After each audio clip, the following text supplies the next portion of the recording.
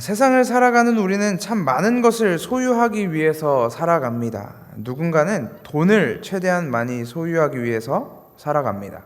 누군가는 사람들의 인정을 소유하기 위해 살아가기도 하고 인기를 소유하기 위해 살기도 합니다. 누군가는 명예를, 누군가는 자존심을, 누군가는 자신의 신념을, 누군가는 자신의 건강을 소유하고 지키기 위해서 많은 것들을 희생하기도 합니다. 누군가는 사랑을 위해 자신의 영혼을 팔기도 합니다. 자신이 가지고 싶은 것을 모두 가지고 자신이 누리고 싶은 것을 모두 누리게 되면 마지막으로 구하게 되는 것이 있습니다. 그것은 바로 영원한 생명, 즉 불멸의 삶입니다. 역사 속에서 세상을 정복했던 사람들의 마지막 꿈은 언제나 영원한 젊음 또는 영원한 생명이었습니다. 누구도 끊어낼 수 없는 죽음의 사슬을 끊어내기 위해 자신의 남은 인생을 모두 투자하다가 결국에는 그들도 자신의 생명을 그렇게 마감해야만 했습니다. 모든 것을 가졌어도 자신의 목숨만큼은 어떻게 할 수 없는 그런 비참함이 우리 인생의 현 주소입니다. 오늘 말씀 속에도 모든 것을 가진 것처럼 보이는 한 사람이 등장합니다. 이 사람은 한 나라의 군대 사령관입니다. 그는 군 사령관으로 누릴 수 있는 모든 것을 누리고 있는 사람이었습니다. 그가 모시고 있는 왕은 그를 너무나도 아꼈습니다. 그는 군인으로서 강한 용사였으며 실적이 있는 장군, 인정받는 군인이었습니다. 앞으로 그의 인생은 앞길이 창창한 것처럼 보입니다. 군인으로서 모든 것을 가진 것처럼 보이는 나아만도 피해갈 수 없는 일이 하나 있었습니다. 그것은 바로 그에게 치명적인 병이 있었다는 것입니다. 바로 나병, 문둥병이죠. 성경에서 나병, 문둥병이라고 말하는 이 피부 질병은 생각보다 자주 등장합니다. 심지어는 모세에게 주신 하나님의 율법에도 이 병에 대한 내용이 등장합니다. 나병이 있는 사람은 이스라엘 장막 밖에다 두고 따로 구분하라는 것입니다. 나병이 든 사람은 부정한 사람이고 또한 그 병은 전염성이 있기 때문에 이스라엘 무리 밖으로 격리당해야만 했습니다. 그가 나병으로부터 치유가 되면 그제서야 제사장들에게 몸을 보이고 나서야 이스라엘 장막 안으로 다시 들어올 수 있었습니다. 이 나병이 얼마나 끔찍한지는 아마 잘 알고 계실 것입니다. 피부병의 일종인 이 병은 피부의 조직들이 하나둘 괴사되기 시작합니다. 피부가 썩고 썩다 보면 이제 한 점씩 떨어져 나갑니다. 어느 날은 손가락이, 어느 날은 귀가, 어느 날은 코가 썩어 떨어져 나갑니다. 이 질병의 무서운 점은 단순히 살점들이 떨어져 나간다는 사실보다 살점들이 떨어져 나가면서도 피부들이 썩어서 온 몸이 죽어가는 과정 중에 있으면서도 전혀 고통을 느끼지 못한다는 사실입니다. 고통은 우리 몸의 신호라고 이야기합니다. 고통은 나를 괴롭히기 위해 존재하는 것이 아니라 나를 보호하기 위해 존재하는 것입니다. 내 손에 팔팔 끓는 뜨거운 물이 부어졌을 때 뜨겁다, 따갑다, 쓰리다 라는 고통이 느껴져야 우리는 뜨거운 물로부터 내 몸을 보호하기 위한 조치를 취합니다. 갑자기 속이 아플 때, 갑자기 머리가 아프기 시작할 때, 갑자기 어딘가에서 통증이 느껴지기 시작할 때 우리는 약을 먹거나 병원에 가기도 합니다. 현대인들이 걸리는 수많은 질병들 중에서 치명적이라고 말하는 병들은 대부분 이상징후가 잘 발견되지 않는다는 특징이 있습니다. 이상징후, 즉 고통이 잘 느껴지지 않다가 이 고통이 느껴진 순간에는 이상징후가 나타난 이후에는 이미 손을 쓸 수 없을 만큼 악화된 이후이기 때문에 그만큼 치명적인 질병이라고 이야기합니다. 고통이 우리를 괴롭게 하는 것은 맞지만 한편으로 그 고통은 더한 절망으로부터 우리를 지키기도 하는 것입니다. 피부 조직이 썩어 죽어가는 중에도 고통을 느끼지 못한다는 질병, 이 나병은 그만큼 치명적이라는 이야기입니다. 그렇다면 성경에는 왜 수많은 질병들 중에 특히 나병이 많이 그리고 자주 등장하는 것일까요? 그것은 어쩌면 하나님에 대한 우리의 본질과 너무도 흡사하기 때문인지도 모르겠습니다. 피부가 썩어가면서도 살점이 하나 둘 떨어져 나가는 모습을 바라보고 있으면서도 고통을 느끼지 못하고 무덤덤하게 바라볼 수 있듯이 죄로 인해 하나님으로부터 멀어져서 그렇게 죽어가고 있는데도 고통을 느끼지 못하는 우리는 여전히 잘 살고 있다고, 별 문제 없이 건강하게 멀쩡하게 살아있다고 그렇게 생각하며 살아가고 있는지도 모릅니다. 나의 삶이 그렇게 하나둘씩 하나님으로부터 멀어지며 죽어가고 있는데 하나님에 대한 무감각이 우리를 완전한 죽음으로 몰아가고 있습니다. 결국에는 그렇게 죽고 말 것입니다. 그것에게서 벗어나는 방법은 하나입니다. 다시 고통을 느끼는 것입니다. 통증이 내 몸을 뚫고 들어오는 것입니다. 내가 고통 속에 발버둥 치는 것입니다. 고통과 절망 가운데서 내가 죽어가는 존재임을 아는 것, 내가 멀쩡한 사람이 아니라는 것을 아는 것, 나에게 치유가 필요하고 회복이 필요하다는 것을 아는 것, 그것이 바로 회복의 시작점입니다. 나아만은 나병으로 인해 고통당하고 있었지만 그는 한 소녀를 통해 자신의 질병을 해결할 수 있는 방법을 알게 되었습니다. 이스라엘 출신의 한 소녀는 나아만의 나병을 보고서 사마리아에 있는 한 선지자에게 가서 그 몸을 보이면 그가 그 나병을 치유할 수 있을 것이라고 이야기했습니다. 이 몸이 많이 아픈 상태에 있었던 분들이라면 아실 것입니다. 이 무슨 수를 쓰더라도 고침을 받고 싶다는 간절함, 무슨 짓을 해서라도 낫고 싶다는 절박함. 몸이 아플 때만 그런가요? 우리 삶에 어려운 문제들이 놓여 있을 때도 마찬가지입니다. 이 문제를 해결하기 위해 도움이 되는 것이라면 무엇이든지 할 용의가 생기는 것이 바로 절박함입니다. 나아만은 자신이 아픈 존재라는 것을 깨달았을 뿐만 아니라 자신의 힘으로는 회복할 수 없는 상태임을 알았습니다. 자신의 병은, 자신의 고통은, 그리고 자신의 죽음은 스스로 해결할 수 있는 것이 아니라 외부로부터 오는 능력이 필요하다는 것을 알게 되었습니다. 나아만에게는 한 줄기 빛 같았던 이 소녀의 이야기를 듣고 그는 시리아 왕에게 이스라엘에 다녀오겠다는 허락을 구합니다. 시리아 왕도 흔쾌히 허락하죠. 시리아 왕의 허락에 떨어진 나아만은 곧장 이스라엘 왕에게로 향합니다. 그런데 이 나아만 장군을 맞아들인 이스라엘 왕의 태도가 조금 의아합니다. 그는 시리아의 왕이 보낸 전가를 받고 자신의 옷을 찢습니다. 당시에 옷을 찢는다는 것은 때로는 분노, 때로는 절망, 그리고 때로는 슬픔의 표현이었습니다. 이스라엘의 왕이 그 편지를 받고 슬퍼했던 이유는 그들의 요구에 의도가 숨어 있다고 생각했기 때문입니다. 나아만의 병은 당시의 의술로 고칠 수 없는 병이었고 이스라엘 왕도 그것을 알고 있었습니다. 그래서 그는 내가 사람을 죽이고 살리는 신도 아닌데 어떻게 이 사람을 고칠 수 있겠는가 라며 한탄했습니다. 내가 할 수 없는 일을 나에게 요구하면서 이것을 빌미로 우리나라를 점령하려고 하는구나. 이 핑계로 우리와 전쟁을 벌이려고 하는구나 라고 생각했습니다. 실제로 고대 전쟁들은 가끔 정말 아무것도 아닌 사소한 이유 때문에 국가 간의 전쟁이 벌어졌습니다. 여자 한 명 때문에 국가 간의 전쟁이 벌어지기도 하고 개인의 사소한 복수심이나 자존심 때문에 전쟁이 벌어지기도 했습니다. 그래서 약자 입장에서는 언제나 강한 국가의 눈치를 볼 수밖에 없었습니다. 이스라엘 왕의 한탄과 분노 그리고 슬픔은 당시 상황을 비추어 봤을 때 굉장히 현실적인 반응이었는지도 모릅니다. 아무튼 그렇게 옷을 찢었다는 소식을 들은 이스라엘 왕이 옷을 찢고 슬퍼했다는 소식을 들은 엘리사가 나아만 장군에게 전가를 보냅니다. 그 왕에게 전가를 보내죠. 나아만 장군의 병을 내가 고칠 수 있습니다. 그를 나에게 보내십시오 라고 전가를 보냅니다. 그 전가를 받은 나아만은 자신이 데리고 온 군사들을 데리고 엘리사의 집 앞에 도착을 하게 됩니다.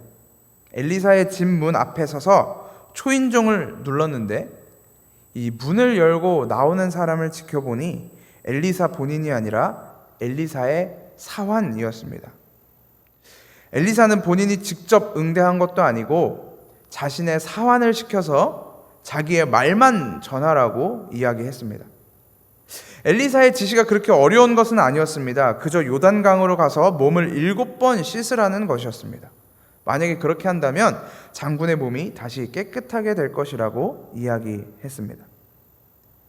이 쉬운 방법을 들은, 이 쉬운 해결책을 들은 나아만 장군은 갑자기 분노하기 시작했습니다. 그의 분노는 자기의 병을 고치기 위해서 먼 길을 왔던 자신의 발걸음을 다시 돌이켜 고향으로 돌아가는 수준까지 치밀어 올랐습니다. 그가 분노했던 이유는 이렇습니다. 11절에 적어도 엘리사가 직접 나와서 정중히 나를 맞이하고 주 그의 하나님의 이름을 부르며 상처 위에 직접 안수하여 나병을 고쳐주어야 도리가 아닌가. 다마스쿠스에 있는 아마나 강이나 바르발 강이 이스라엘에 있는 강물보다 좋지 않다는 말이냐. 강에서 씻으려면 거기서 씻으면 될 것 아닌가. 우리나라의 강물에서는 씻기지 않기라도 한다는 말이냐.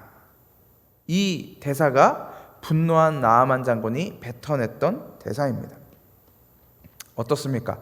혹시 이 대사를 듣는 여러분은 나아만의 분노가 납득이 가시나요? 유초등부 때나 중고등부 때 이 나아만의 이야기를 들었을 때 이렇게 분노하는 나아만을 보면서 사실 저는 납득이 안 될 때가 많았습니다. 이 뒤에 이어오는 나아만의 부하의 말처럼 아니 그냥 한번 가서 시키는 대로 씻어보면 되지. 그게 그렇게 화를 낼 일인가? 이 배가 불렀구나 라고 생각을 한 적이 있습니다. 엘리사가 지시한 일은 그렇게 어려운 일도 아니었고 당연히 불가능한 일도 아니었습니다. 도리어 너무나 쉬운 일이었기 때문에 그의 분노가 잘 이해되지 않았습니다. 그런데 그의 상황을 다시 한번 생각해 보면 조금 이해가 되는 부분이 생기기도 합니다. 첫 번째로 그는 왕에게 인정받았던 한 국가의 군사령관이었고 국가 간의 전쟁 속에서 혁혁한 공을 세웠던 그는 어쩌면 국가적 영웅이었을지도 모릅니다. 군인들 사이에서도 인정받고 존경받는 사람, 시민들 사이에서도 믿음직한 군인이었을 것입니다. 그런 그가 치명적인 병에 걸렸다고 했을 때 나라에서 그의 치료를 위해 얼마나 많은 에너지를 쏟아 부었을까요? 좋은 의사들은 다 데려다가 진단을 받아보고 치료를 받아보았을 것입니다. 피부에 좋다는 약은 다 먹어보고 다 발라보고 무슨 짓이든 했을 것입니다. 치료를 위한 절박함과 간절함이 무엇이든 못했겠습니까?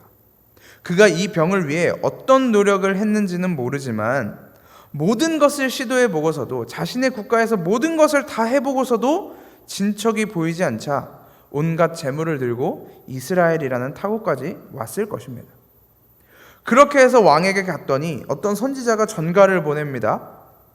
나아만 입장에서는 부탁을 하러 간, 도움을 요청하러 간 사람이기는 했지만 누군가가 자신을 오라가라 말하는 것에 기분이 상했을 수도 있습니다. 자기보다 강한 나라의 군대 사령관이 여기까지 왔으면 최소한 치료하기 위해서는 자기가 있는 곳으로 와서 접대하고 치료해 주는 것이 어떻게 보면 일반적인 국가 간의 상식이지 않겠습니까? 우리가 더 강한 나라인데 어떻게 보면 내가 갑의 위치에 있을 수 있는 입장인데 근데 편지 하나 딸랑 보내서 우리 집으로 오세요 라고 말한 것이나 마찬가지인 거죠. 그래도 그는 그의 몸을 이끌고 집 앞에 도착했더니 엘리사의 집 앞에 도착했더니 본인이 나오지도 않습니다. 본인이 집에서 가르치고 있는 데리고 있는 사환을 보내서 요단강에 가서 7번 씻으십시오 라는 말을 던져버린 것입니다. 자기의 나라에서 자신이 누리고 있었던 지위, 자신의 위치, 권위, 명예 그리고 자신이 사람들로부터 받았던 사랑과 존경이 엘리사라는 사람 앞에서 하나님의 말씀을 가진 선지자 앞에서 모두 무시를 당한 것처럼 느꼈을지도 모릅니다. 나아만이 내뱉은 첫 번째 불만이었던 적어도 엘리사가 직접 나와서 정중히 나를 맞아주고 라는 말에서 그가 느낀 박탈감도 느낄 수 있습니다. 나아만의 두 번째 불만은 치유 방식이었습니다. 앞서 이야기했던 것처럼 나아만은 자신의 나라에서 온갖 치료 방법들을 다 동원해 보았을 것입니다. 이것도 해보고 저것도 해보고 할 수 있는 것은 다 해보았지만 아무런 효능도 없었습니다. 그래서 그렇게 먼 길을 마다 않고 엘리사를 찾아왔고 자신의 자존심까지 다 굽혀가며 그의 집 앞에 왔습니다. 그가 엘리사의 집 앞까지 오면서 얼마나 많은 생각을 했을까요? 어떤 기대를 가지고 왔을까요? 엘리사는 도대체 어떻게 치유를 해줄까? 나를 어떻게 고쳐줄까? 엘리사가 어떤 방식으로 자신이 믿는 신의 힘을 빌어 치유해 줄까? 온갖 생각을 하면서 그리고 기대를 하면서 낫게 될 꿈을 꾸면서 그렇게 왔을 것입니다. 그런데 엘리사의 집에 딱 도착하자마자 엘리사는커녕 본인의 사환을 시켜서 요단강에 가서 7번 몸을 씻으라는 처방이 나오자 그때 그가 분노합니다. 나아만은 어쩌면 본인이 기대했던 최소한의 치유 방식이 있었을 것입니다. 선지자가 내 몸에 안수하여 하나님의 이름을 부르면서 치유해 주어야 되는 거 아니냐라고 불만을 토로합니다. 나아만이라는 사람이 기대했던 좀 더 영적인 치유, 좀 더 기묘한 체험, 극적인 치료와는 조금 동떨어진 처방에 그는 분노합니다. 더 나아가서 그는 자신의 국가가 모독당했다는 생각도 들었을 것입니다. 자신의 나라에 더 좋고 더 넓고 더 깨끗한 강들이 많을 텐데 굳이 이스라엘에 있는 요단강에서 몸을 씻으라고 말했기 때문입니다. 마치 자신이 몸을 깨끗하게 씻지 않아서 피부병이라도 난 것처럼 들리기도 했을 것입니다. 그는 그렇게 수많은 기대들을 안고 엘리사를 찾아왔지만 결국 분노만 가득 안고 그의 문 앞에서 발길을 돌렸습니다. 저는 나아만의 모습 속에 오늘을 살아가는 우리의 모습이 묘하게 겹쳐 보였습니다. 죽음의 그림자가 덮쳐오고 우리가 살고 있는 현장 어디에서도 회복의 실마리는 보이지 않지만 유일한 희망 앞에서도 여전히 자신의 생각과 자신이 예상했던 기대치 안에서 벗어날 수 없었던 나아만의 모습과 믿음으로 오늘을 살아간다는 우리의 모습이 너무도 흡사해 보였습니다. 하나님 앞에 나아가서 하나님만이 우리의 왕이시다. 우리의 믿음의 대상은 오직 하나님 한 분이시며 우리의 소망은 오직 예수 그리스도 한 분이시며 모든 영광은 하나님께 있다고 말하면서도 그렇게 하나님 앞에 나아가면서도 하나님의 말씀 앞에서 나의 자존심은 지키고 싶은 묘한 이중성이 우리 가운데 존재합니다. 나의 삶을 하나님의 말씀에 빗대어 살펴보지만 때로는 하나님의 말씀을 내 삶에 빗대어 살피기를 시도합니다. 나아만이 자신의 지위와 명예와 자존심으로 가득한 채 엘리사에게 나아갔던 것처럼 우리도 하나님 앞에 일말의 명예와 자존심과 자부심을 가지고 나아갑니다. 내가 이 정도는 되는 사람이라면서 이럴 자격 정도는 있는 사람이라고 말하면서 내가 직장에서, 학교에서, 가정에서 이 정도 노력은 하는 사람이라고 말하면서 하나님 앞에 당당하게 나아갈 자격이 있는 사람이라고 생각하면서 나아갑니다.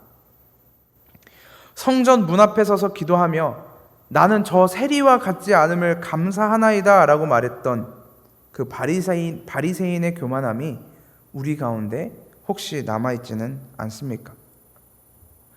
그래서 내가 은혜를 구하기 위해서 하나님께 나아가지만 하나님이 문 정도는 열어주셔야 되는 거 아닌가?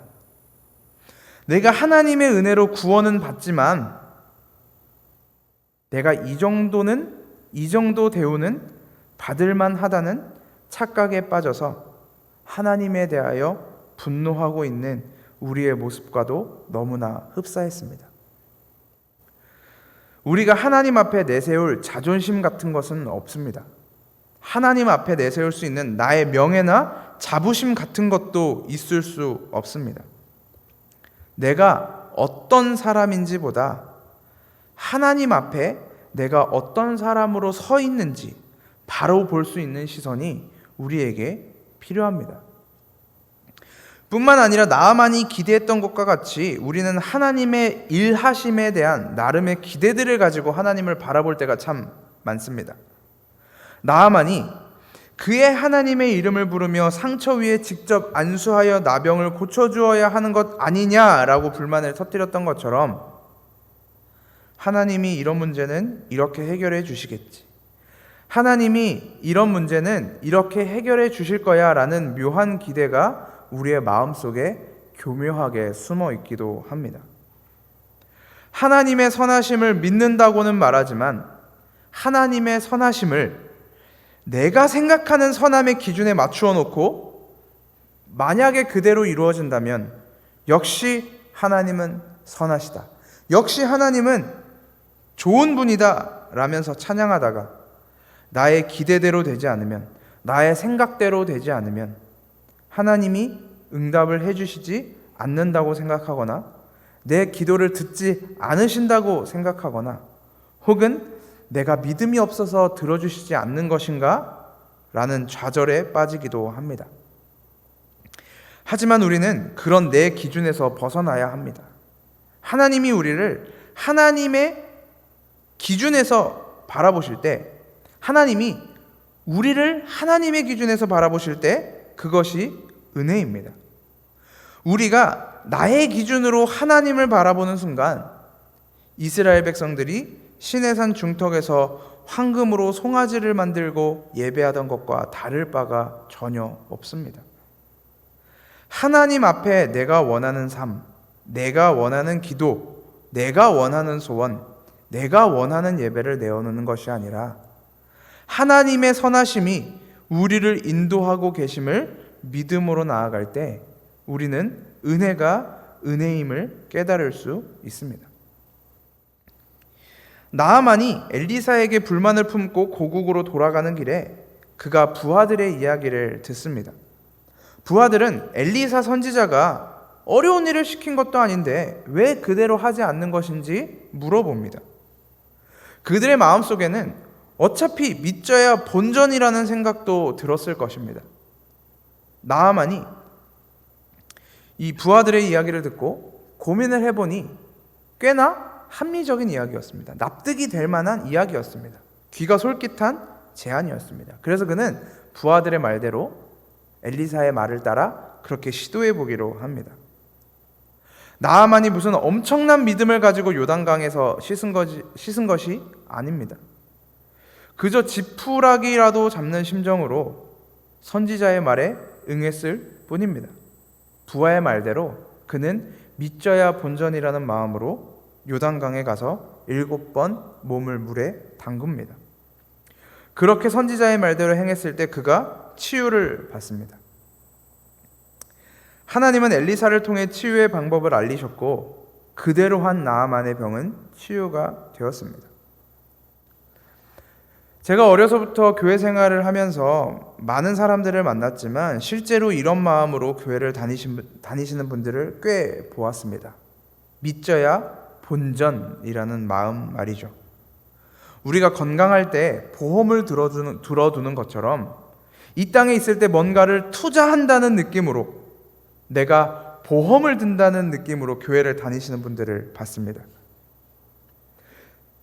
그것을 우리가 어떻게 믿음이라는 단어로 설명할 수 있을까요?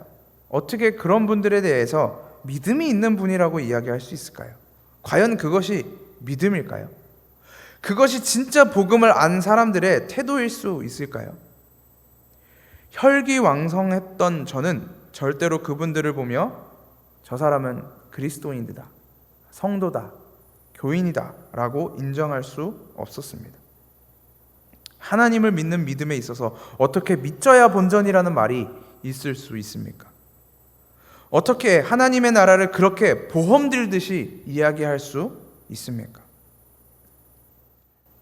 그런데 놀라운 것은 그런 믿져야 본전이라는 마음을 가지고 있던 사람들의 마음도 하나님은 만지신다는 것입니다.